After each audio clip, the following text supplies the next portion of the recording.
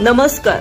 महाराष्ट्रातील सर्व जिल्ह्यातील ग्रामपंचायत पासून जिल्हा परिषदेच्या व महानगरपालिका पर्यंतच्या शेताच्या बांधापासून उद्योगाच्या उलाढालीपर्यंतच्या प्रत्येक बातमीचा आढावा सर्व जिल्ह्यासह छत्रपती संभाजीनगर जिल्ह्यातील फक्त सूर्य वार्ता न्यूज चॅनेलवर.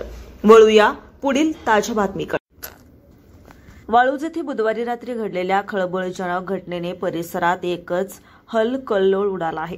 लहानपणापासून एकत्र वाढलेले आणि एकाच वर्गात शिकलेले दोन जिवलग मित्र, पण एका मुलीवर दोघांनाही प्रेम झाल्यानं या मैत्रीचं रूपांतर वैरात झालं आणि शेवटी हत्येपर्यंत पोहोचलं. ही धक्कादायक घटना वाळूज येथील लांजी रोड परिसरात 8 ऑक्टोबर रोजी रात्री 10 वाजेच्या सुमारास घडली. 20 वर्षीय प्रथमेश प्रभाकर गायकवाड याची त्याच्याच जिवलग मित्र रितेश नरवडे याने धारदार चाकूने भोसकून हत्या केली. त्याच्यासोबत त्याचा साथीदार प्रदीप सुकासे होता. प्रथमेशवर गंभीर वार झाल्यानंतर तो रक्ताच्या थारोळ्यात कोसळला. रुग्णवाहिकेतून तातडीने घाटी रुग्णालयात दाखल केलं असता डॉक्टरांनी त्याला मृत घोषित केला.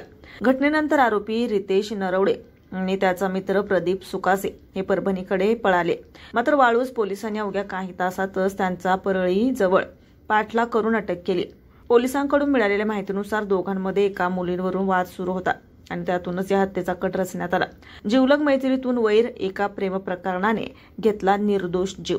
वाळूज पोलिसांच्या तत्पर कारवाईमुळे आरोपी तुरुंगाच्या मागे आहे.